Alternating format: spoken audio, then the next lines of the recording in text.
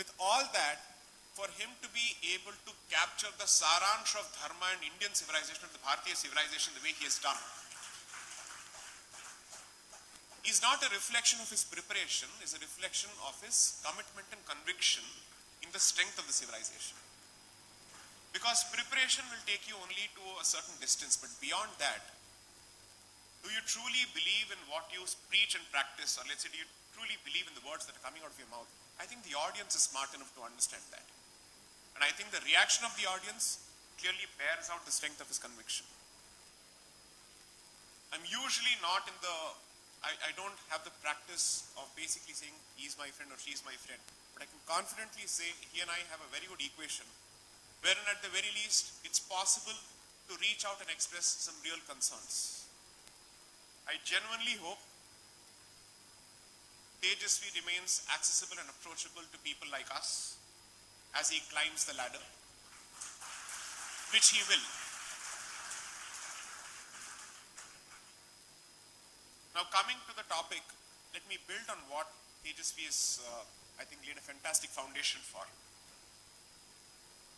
Now, the sum and substance of what he has said is more about the innate civilizational unity of this land, the need to preserve that unity, especially for the next 25 years, because I genuinely believe, and I think we share that particular belief, that the next 25 years will be as interesting as they will be challenging. Because people who were expected to remain silent have suddenly started speaking up. And therefore it is bound to make a lot of people uncomfortable. And it is time that this particular vocalization of a position translates to real outcomes. I'll give you a very clear example of this. I come from a city which wants everything from politicians but rarely takes part in politics when it matters, which is Delhi. It wants the best of everything, and the ones who come forward to take pot shots at infrastructure and everything under the sun didn't even bother to turn up for the elections, for the MCD elections. There was practically no representation from the so-called elite parts of Delhi. If you think politics is dirty, assuming for a moment that is truly the case, that dirt still has an impact on your daily life. So you do not have the option of staying out of it under any circumstances. Is there a single program on Netflix which is any more apolitical? No, it's not. It is heavily political and ideological. Because you thought that OTT platforms were capable of at least giving you content which is free of the political nonsense that is spewed from mainstream pop culture. But that's not possible, because an ideology which accused a community of hijacking politics has handed over politics to a family, not even to a community. That's the irony of it. I could have still understood that in this power sharing cycle that goes on over centuries, that power moves from one community to another community. That is the nature of history. I can completely live with that. But it has finally come back to one particular family, and it's not even as if the community for which it was voted for has benefited from it. Because I'm a realist, so therefore I'm happy to live with the reality that with each power cycle, one particular community benefits and then it moves on. Possible, because it's a question of power, it's a question of real estate, it's a question of numbers, it's a question of muscle on the street. All these factors can be taken into account. I have really no problems with that. Now, why is it that these topics become relevant? The one thing that Tejasvi said is very pertinent. I'm just trying to build on that, which is, how did we allow these fake narratives to find water and to find nourishment in this land? It goes back to a central thesis that I've been trying to put out for the last 3-4 years. You can only blame the outsider to a significant extent, but beyond that, you have kept your doors open for the outsider, and therefore it is a blame that we must equally share for the fissures that have been created amongst us. So while I will certainly focus and request the members of the audience to focus on the larger message of unity that he has presented, The way to that unity is to understand the root cause behind the existence of divides among us. Now it takes us to a slightly uncomfortable realm, but then I am no stranger to speaking uncomfortable truths. So I might as well do my best to make this session as uncomfortable as possible.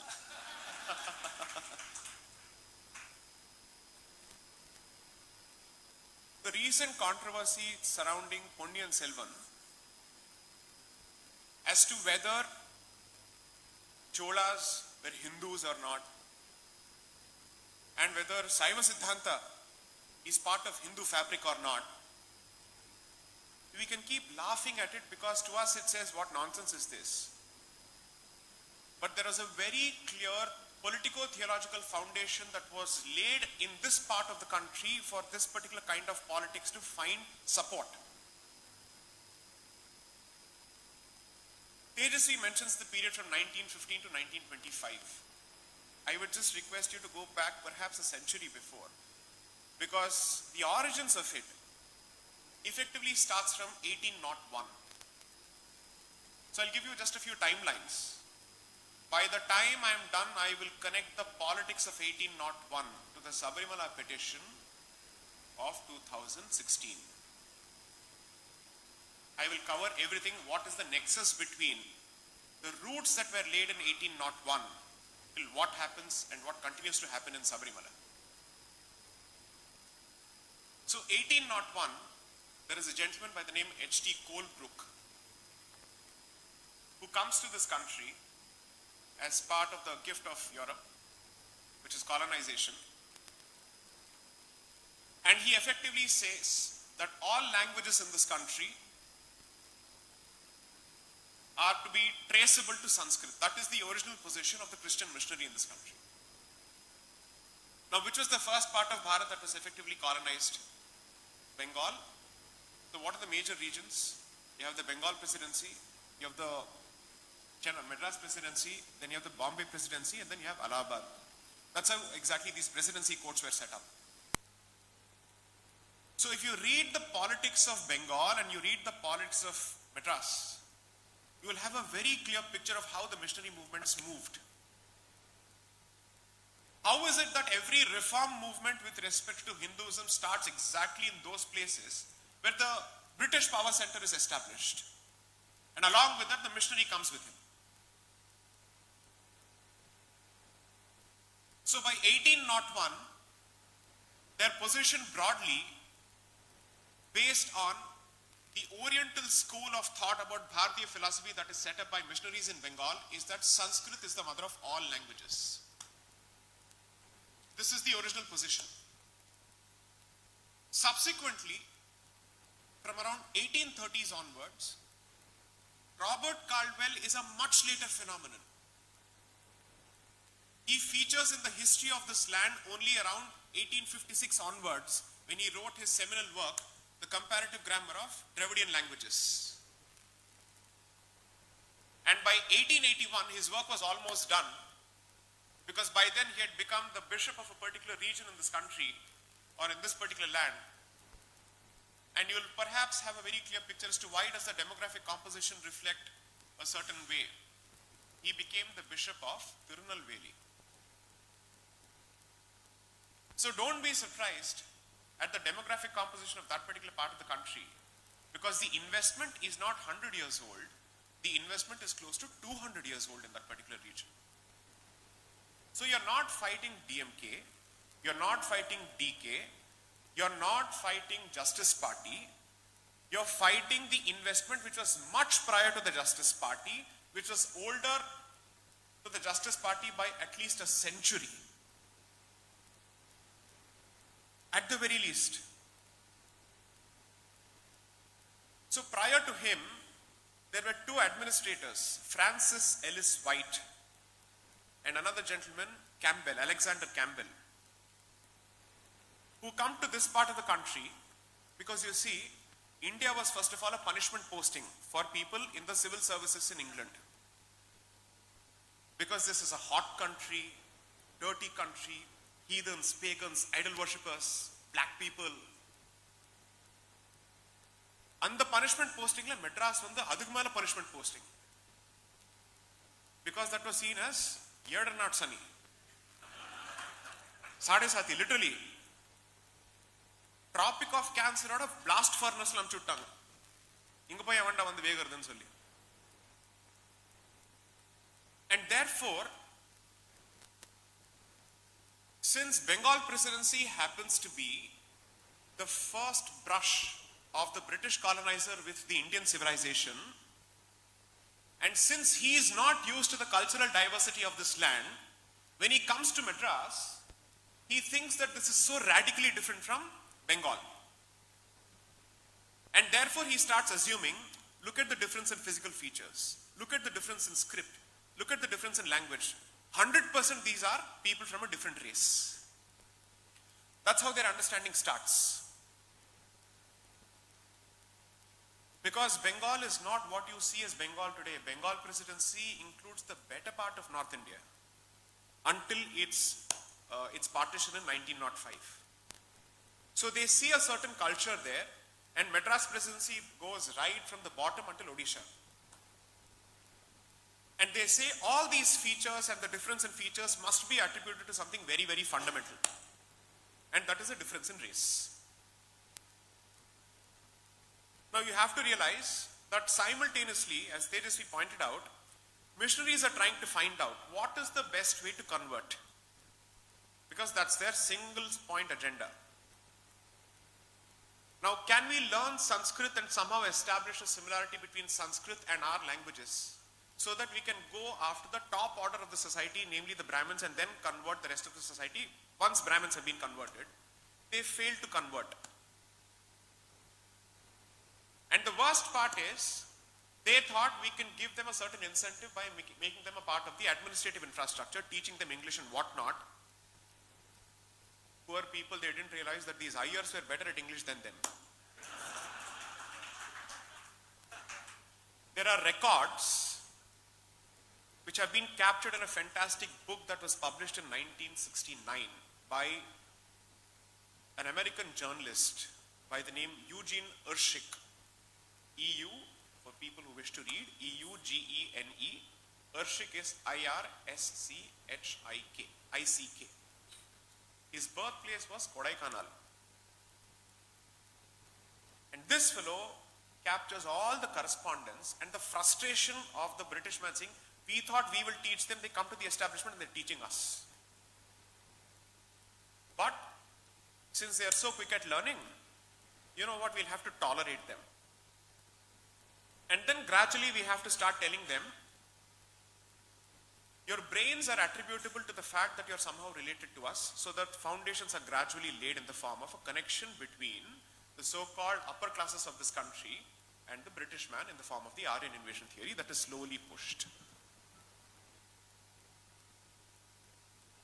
Now you have to realize there are 2 or 3 parallel streams that are going on. There is the political stream, there is the religious stream. How they merge together, and then how Congress contributes to this problem in 1937. I'll come to it much later. I won't take too much time.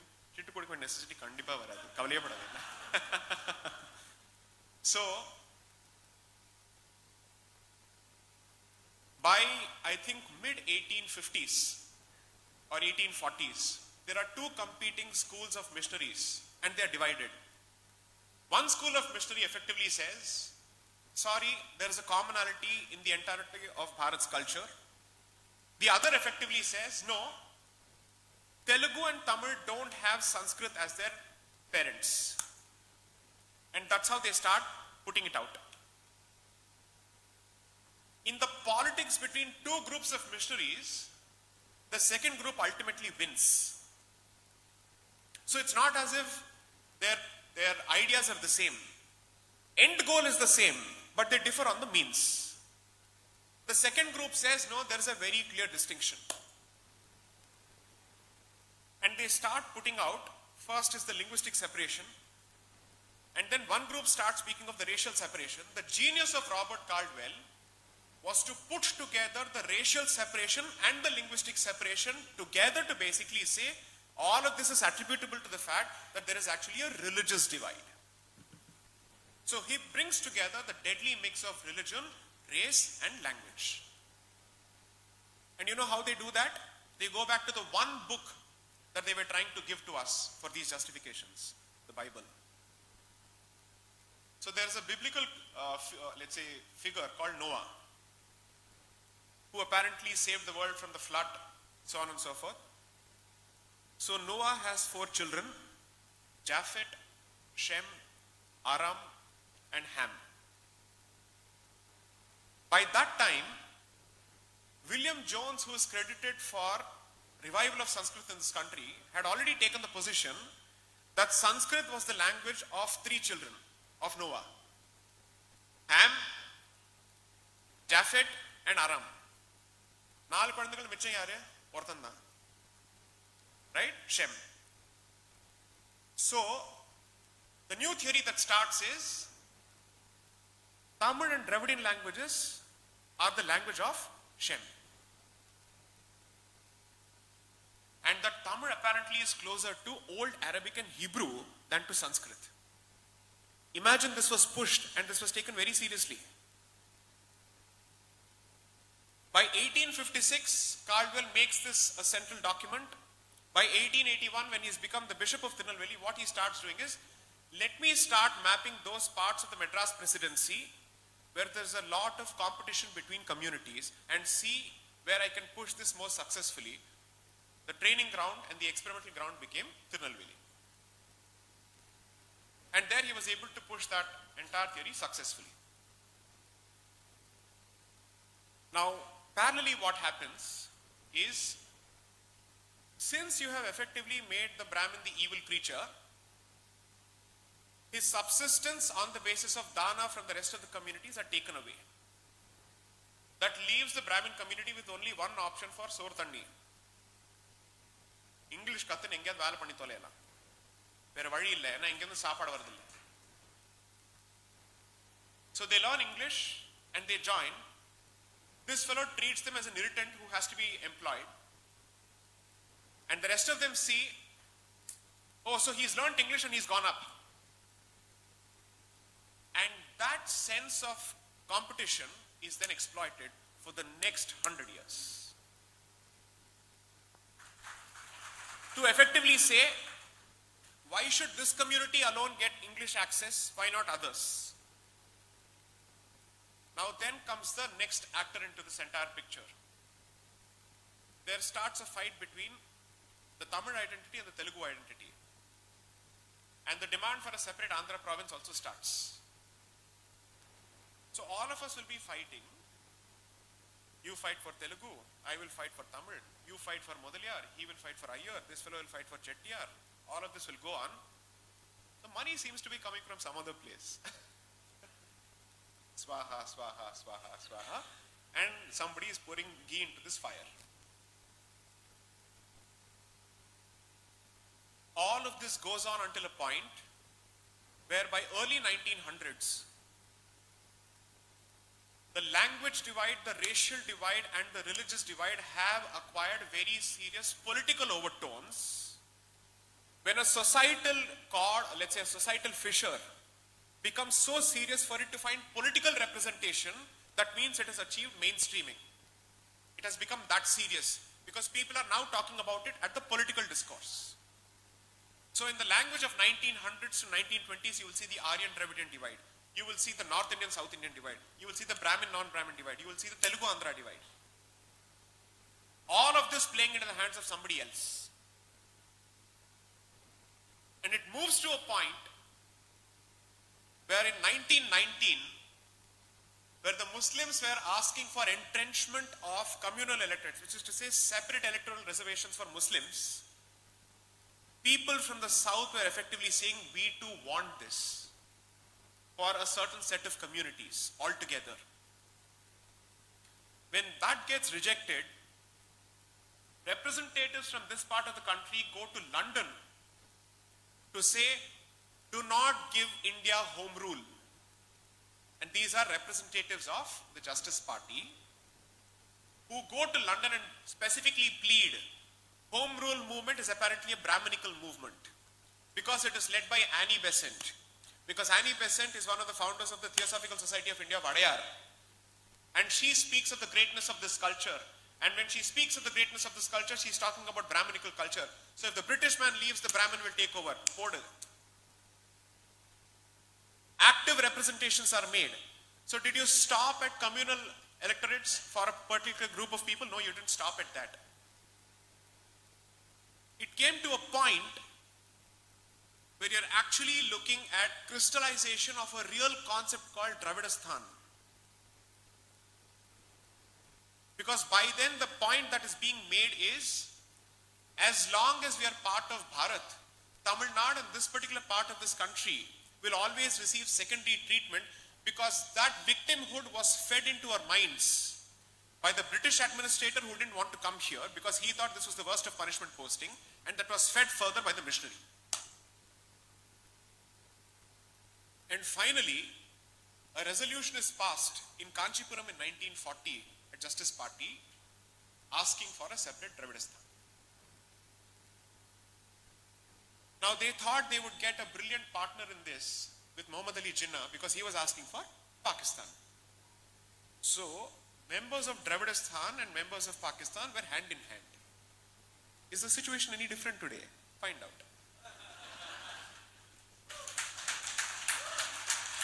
Now,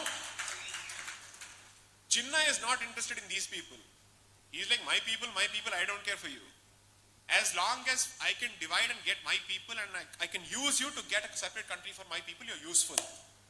When Congress said we are not sitting on the table for any kind of negotiations if Dravidistan is on the table, Jinnah said, I am not supporting Dravidistan anymore.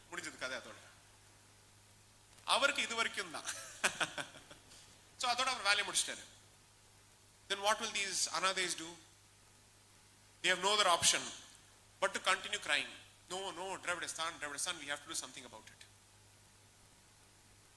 So from 1940 until 1963, effectively when, let's say, from Justice Party it is moved to DK, from DK it moves to DMK, and then there's a clear parting of ways in terms of societal initiatives by our Dadi Periyar and by Annadurai on the other hand, this movement continues. Now all this while, they drop 2 or 3 goals of the so-called Dravidian movement.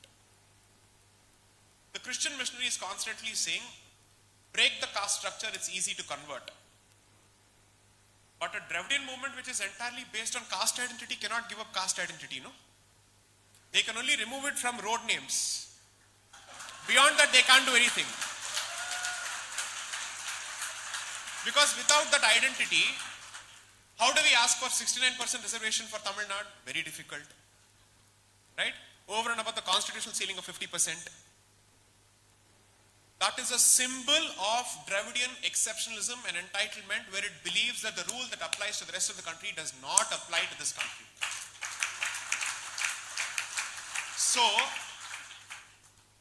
they effectively start in terms of language imposition, so on and so forth. But the one mistake, and this mistake has to be attributed to the Congress party around that period, around 1937, is when there is already an Aryan-Dravidian divide, there is already a language divide.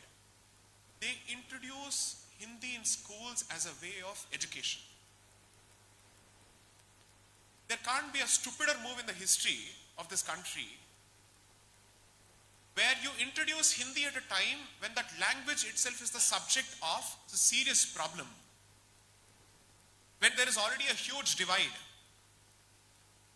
Offering it as an option is one thing, but to treat that as a medium of education at a time when there is already a fire raging here which is being fueled by outsiders, what kind of Chanakya Niti this was, I have no idea. And this was done by a particular politician who is apparently seen as the Chanakya of his time and who was the Sambandhi of Gandhi. Adikmala na solla virumbala. Okay, Adikmala na solla virumbala. I respect him a lot, but this was the case. Okay?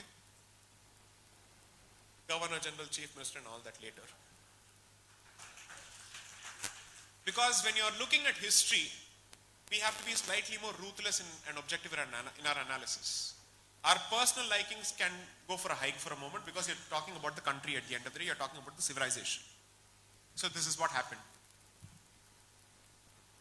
Now, the next time and the next wave is that They realized that if we actively push for conversions, let's say the entire trick book will be open in front of the public. So let's secularize it. And we will secularize it in the name of anti-Brahmanism followed by secular rationality, so on and so forth will be actively pushed. Because I have to protect my caste arithmetic in order for me to come to power. So this goes on. Then in 1969, a young Christian convert lays the foundation for the myth that continues on WhatsApp till date. He writes an article about how Tirukkural was a Christian and how Tiruvallur was a Christian and how he was converted. 1969, this was written by a guy called Devanayagam. So he starts the textual evidence. Parallelly, the Bishop of Mylapore starts looking for archaeological evidence. So he pays someone to manufacture and create archaeological evidence. That apparently Saint Thomas visited Bharat in 57 CE, and that myth is given a certain degree of support. By 1975, as part of these efforts, one bishop pulls out a stone from a place called Neelakkal, which is supposed to be the playground of Swami Ayyappa in Sabarimala, and he says, this is the cross that was planted by Saint Thomas at Sabarimala. This is 1975. Sabarimala Ayyappa devotees said, nothing doing, we'll come up in black shirts. And the karuppu satte in the karuppu satte vela pannum.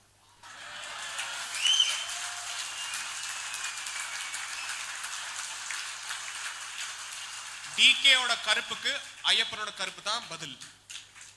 I say this because that is one temple where all so-called caste differences merge and die.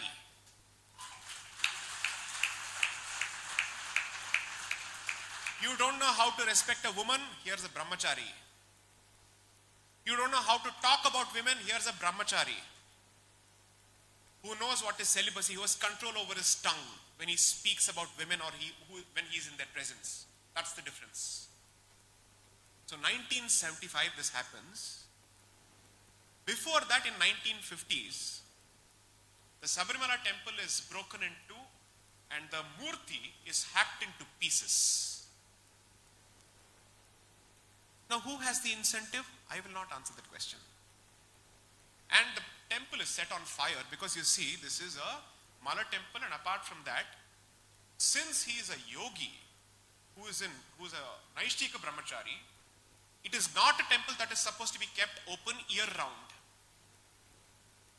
And therefore what happens is, the guardians of the temple, so on and so forth, they also leave the temple and they come down from the hill. So adu kaakradhukku eppovume yarum and the time la kadiyadu. So burn the place and hack the murti into pieces. So what started in 1950s, then there is an attempt in 1975. Read a few newspapers to what happened around the latest round of Sabarimala agitation in terms of the controversy surrounding Neelakkal again, where cross plantation started once more in Neelakkal. This is not new. This is the commitment where one failure doesn't result in silence. It results only in temporary silence. And then they wait for the right opportunity, because all this while simultaneously, the Hindu society is being constantly deracinated thanks to its education in English. So you will wait when the society itself is ready to spew and spit on its own culture, and then you reclaim the place. The latest round with respect to Sabarimala, I don't know how many people have been reading this, is if the male Shanti of Sabarimala can come only from a set of families. That's the latest question. And the weapon that will be wielded once more, whose value and whose consequences I will leave it to the audience to judge, is a weapon called equality. Now, this is the broad setup or the broad framework of the Dravidinist cancer. Please address these problems immediately. It is no more in the realm of just pop culture, it is going to affect you in every way possible. The one part of this great nation or this great civilization that has managed to preserve its temples despite the ravages of time and history and 1200 years of barbarism, is under a different kind of insidious attack. It is for us to say, okay, we'll keep fighting amongst ourselves. Our differences will continue, but no outsider will at least get the right to speak on the table when we are speaking.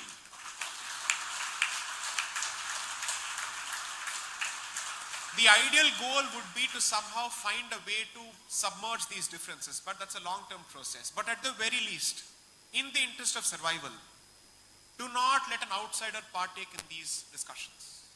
Politically, socially, culturally, they have no business talking to us or about us on these issues. That is the one thing that I hope we go back with in the form of a sankalpam. That's all I have to say. Namaste. Vande Mataram. Jai Hind.